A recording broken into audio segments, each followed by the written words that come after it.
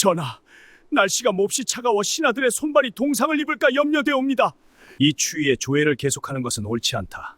오늘의 조참은 그만두도록 하라. 지글지글 끓는 온돌이 있었을 법한 궁궐에서 신하들이 손발이 얼어터질까봐 걱정해서 회의를 취소한다니요. 우리가 상상했던 궁궐의 이미지는 따스한 온돌 위에서 임금과 신하가 마주 앉아 나라를 논하던 그 장면입니다. 조선 궁궐은 대체 어떻게 난방을 했길래 한겨울에 신하들이 동상에 걸릴 정도였을까요? 조선의 난방 기술이 형편없어서 신하들이 떨었던 걸까요? 아닙니다. 오히려 정반대였습니다. 궁궐 온돌은 민가의 온돌과는 차원이 다른 하이테크 시스템이었습니다. 최신 연구에 따르면 궁궐에는 민가에는 없는 프리미엄 설계가 숨어 있었습니다. 첫째, 오직 난방에만 올인한 엔진 함실 아궁이입니다. 민가에서는 밥 짓는 부뚜막 아궁이를 썼습니다. 하지만 궁궐은 아예 시스템을 분리했습니다. 핵심은 깊이였습니다. 불을 피우는 곳이 건물 밖이 아니라 건물 기단 안쪽으로 깊숙하게 들어가 있었습니다. 덕분에 열기가 밖으로 새지 않고 오롯이 방바닥으로 빨려 들어가는 고효율 난방이 가능했습니다. 둘째, 열을 꽉 잡아두는 배터리, 하강암 구들입니다. 민가의 온돌은 주변에서 주워온 얇은 돌을 대충 맞춰 썼습니다. 금방 뜨거워지는 만큼 불을 끄면 금방 식어버리는 양은 냄비 같았습니다. 하지만 궁궐은 무쇠솥을 선택했습니다. 장인들이 최고급 화강암을 자로 잰 듯 두껍고 일정하게 깎아서 바닥을 깔았습니다. 덕분에 새벽녘까지 방 전체에 은은하고 고른 온기가 유지되는 명품 난방을 구현했습니다. 그런데 이 완벽한 기술로도 막을 수 없었던 치명적인 문제가 하나 있었습니다. 범인은 기술이 아니라 공간 그 자체였습니다. 기술적으로 방바닥은 분명 따뜻했습니다. 하지만 궁궐의 방은 천장이 너무 높고 넓었습니다. 20평이 넘는 거대한 공간에 윗공기까지 훈훈하게 데우기엔 바닥의 온기만으로는 역부족이었던 겁니다. 바닥은 따뜻한데 코끝은 시린 그 묘한 추위. 그래서 왕실은 바닥의 온기에 더해 공기를 데울 화로를 들이고 외풍을 막을 휘장을 겹겹이 쳐야만 했던 겁니다. 궁궐을 공간별로 나누어 보면 권력과 기능에 따른 따뜻함의 지도가 그려집니다. 가장 따뜻한 곳은 임금과 왕비의 침전이었습니다. 경복궁의 경우 공식 집무실인 사정전 양옆에 있는 천추전, 만춘전에는 정교한 온돌이 깔려 있었습니다. 그래서 한겨울이 되면 왕은 썰렁한 마룻방인 사정전을 비워두고 따뜻한 온돌이 있는 천추전으로 집무실 이사를 가서 정무를 보기도 했습니다. 문제는 나머지 공간이었습니다. 국가 공식 행사가 열리는 웅장한 정전, 근정전, 인정전은 차가운 전돌 벽돌 바닥이었고 평소 업무를 보는 메인 편전 사정전은 서늘한 마룻바닥이었습니다. 재질은 달랐지만 온돌이 없기는 매 한 가지였습니다. 겨울이면 발이 시려 동동거려야 했죠.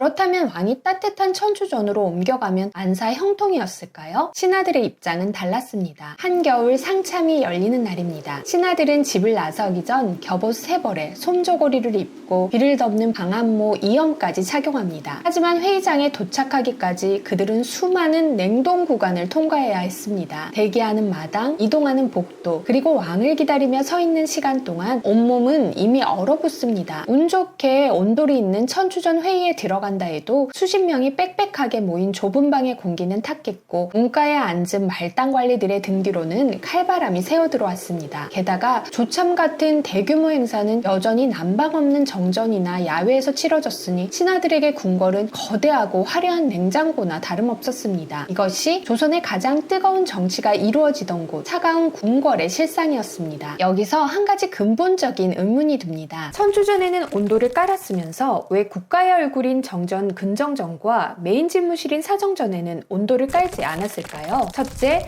화재의 공포와 난방의 비효율 때문이었습니다. 이 광활한 바닥을 온돌로 데우려면 아궁이에 상상을 초월하는 양의 땔감을 쏟아붓고 거대한 불을 유지해야 합니다. 둘째, 공간의 쓰임새가 달랐기 때문입니다. 정전과 사정전은 늘 닫혀있는 침전과 다릅니다. 국가의 행사가 열리고 수많은 관료들이 수시로 드나드는 개방형 공간입니다. 문을 활짝 열어놓고 의식을 치르는 경우도 다반사였죠. 바닥을 아무리 데워봐야 문을 열면 열기가 다 빠져나가는 구조였습니다. 그래서 신하들은 추위와 싸워야 했습니다. 전하, 너무 추워 손이 얼어서 글씨를 쓸 수가 없사옵니다. 숯 좀 넉넉히 주십시오. 추우냐? 나도 춥다. 얼었다.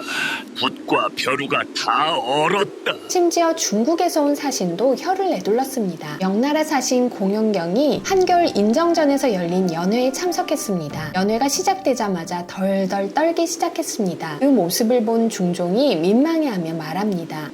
인정전에는 온돌이 없어서 좀 춥습니다. 정말 춥군요. 이런 추위는 평생 처음입니다. 그렇다면 최고의 기술이 들어간 임금의 침전은 과연 우리가 생각하는 것처럼 지글지글 끓는 찜질방처럼 뜨거웠을까요? 아닙니다. 국가 재앙을 피하기 위해 온도를 통제했습니다. 불을 세게 떼는 순간 화재 위험이 급증합니다. 실제로 조선 왕실은 끔찍한 화재 트라우마를 겪었습니다. 왕비의 친전인 대조전이 잿더미가 됐고 영조 40년에도 창덕궁 내전일대가 불타버리는 대화재가 발생했습니다. 온돌 관리자들은 방을 뜨겁게 하는 것보다 불이 나지 않게 하는 것이 지상의 과제였습니다. 둘째, 진짜 범인은 창호지였습니다. 조선 궁궐은 거대한 목조 건물에 얇은 창호지 문을 달았습니다. 이 얇은 종이 한 장 사이로 영하의 칼바람이 숭숭 들어오는 겁니다. 바닥의 열기가 위로 올라오기도 전에 창문 틈으로 들어온 냉기가 공기를 식혀버리는 한옥의 구조적 역설이었습니다. 승정원 일기를 보면 겨울철마다 침전에 휘장을 치고 화로를 들였다는 기록이 나옵니다. 코가 시려 잠을 못 자겠구나. 휘장을 두껍게 치고 화로를 들이거라.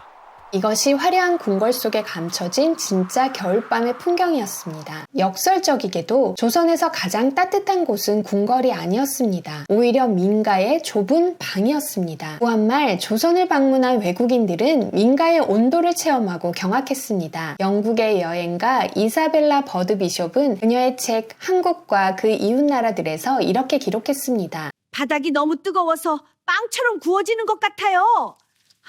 너무 뜨거워서 문이라도 열라치면 주막 주인이 달려와 소리쳤습니다. 얼른 문 닫으시오. 호랑이가 물어갑니다. 밖은 위험해요. 들어오세요. 타이거 어서요.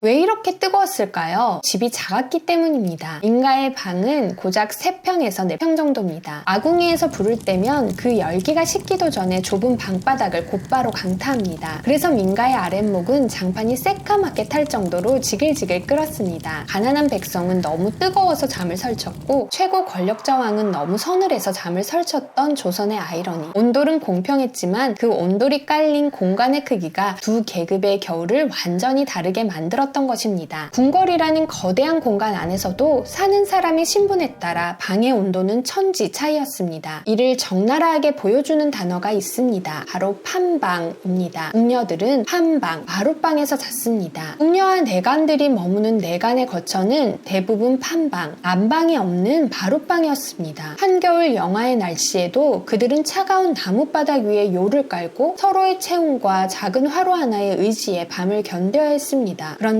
조선 후기 숙종대에 이르러 변화가 생깁니다. 이 시기는 전 지구적으로 기온이 뚝 떨어지는 소빙기였습니다. 너무 추워지니 마룻방에서는 도저히 생존할 수가 없게 된 겁니다. 결국 궁궐은 궁녀들의 방까지 온도를 깔기 시작합니다. 대관의 여러 방들은 본래 마루방이었는데 내가 온도를 설치하고 불을 지피게 하니 떼간 비용이 예전보다 2배로 늘었소.